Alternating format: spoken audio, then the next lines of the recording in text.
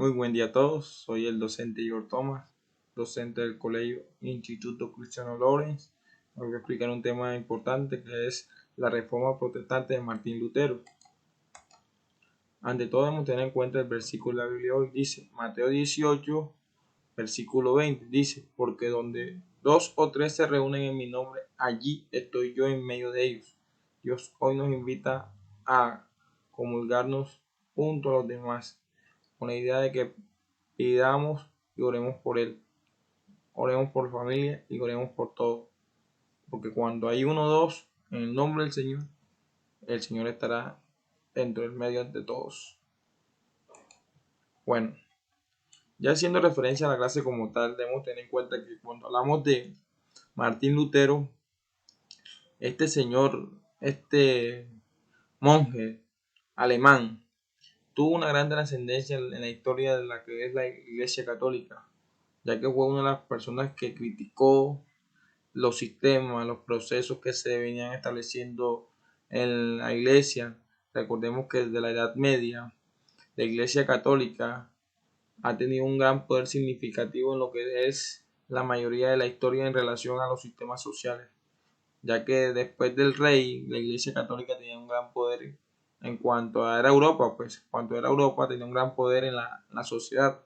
Ya estos realizaban gestiones, realizaban procesos en la sociedad que eran respetados hasta por el rey. Entonces, ¿qué pasaba? Este señor en 1517 sacó una tesis, unas 95 tesis, o sea, cuando hablamos de tesis debemos tener en cuenta que son procesos de investigación, procesos de escritos de investigación, escritos de análisis, escritos de reflexión, donde estos artículos de reflexión criticaban a la iglesia. ¿Por qué la criticaban? Ya que en ese entonces él reformó a través de un proceso, una tendencia llamada reforma protestante, los procesos sociales e históricos de la iglesia como tal, de la iglesia católica, ya que anteriormente se vivía una corrupción total en la iglesia católica y por lo tanto la iglesia oprimía mucho al saber del cristiano, al saber del conocimiento de la religión.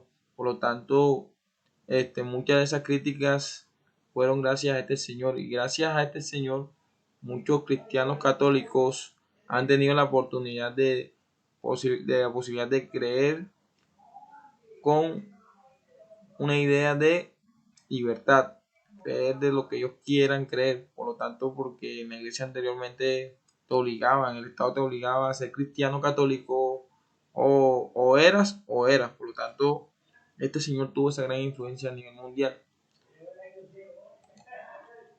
Sigamos con la reforma protestante. Bueno, ya hablando de la reforma protestante, debemos tener en cuenta que fue un cambio social en cuanto a la iglesia, en cuanto al catolicismo, ya que anteriormente la iglesia tenía un sistema muy polémico, el cual era las indulgencias. Cuando hablamos de indulgencias o el pago de las indulgencias, tenemos que tener en cuenta que las indulgencias era como, por ejemplo, cuando tú pecabas, tú ibas a la iglesia y el sacerdote, en vez de ponerte una penitencia, te colocaba un recibo para el pago de la indulgencia. Entonces tú pagabas las indulgencias, es decir, como pagar un impuesto, y ya eras perdonado y ya estabas en el reino del Señor.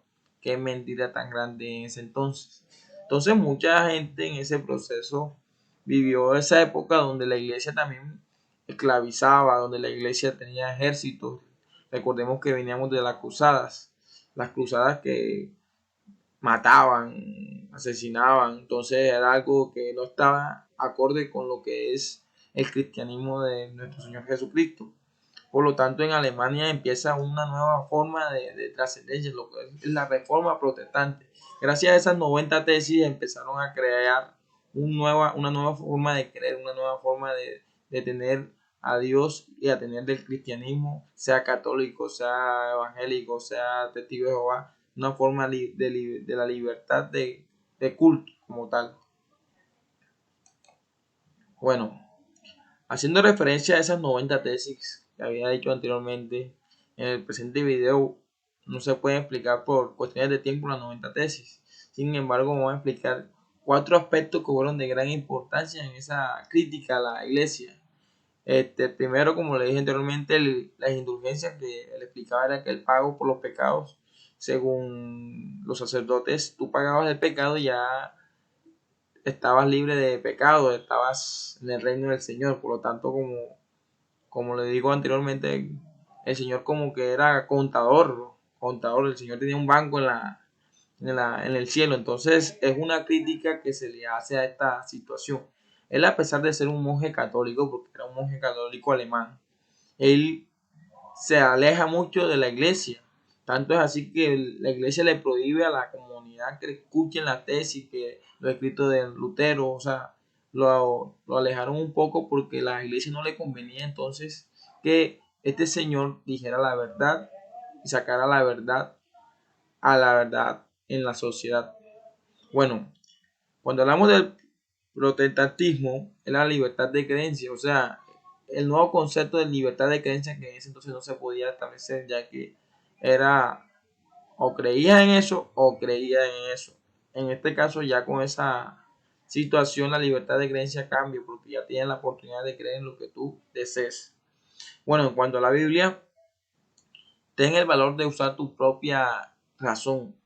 Martín expuso que la comunidad, que la gente tenía el derecho de creer en lo que ellos quieran, sin importar lo que la gente, la iglesia o la sociedad o el rey dijera, porque la iglesia, la Biblia habla de la libertad de culto. Entonces Dios nos invita a que podamos creer en lo que Él quiera o lo que uno quiera, más que todo. O sea, entonces esta situación genera una crítica importante.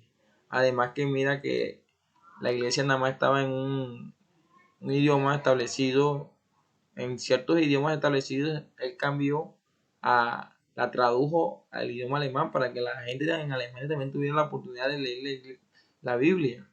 Porque la iglesia la verdad no quería que las personas leyeran la Biblia. No le convenía, ya que la Biblia sí despojaba el conocimiento de Dios como tal. Y no hablaba del pago de indulgencia, no hablaba de no creer en la libertad de culto, o sea, no hablaba de esas situaciones. Entonces, obviamente a la iglesia no le convenía que la gente tuviera la oportunidad de leer lo que es la verdad de Cristo, la verdad del Señor.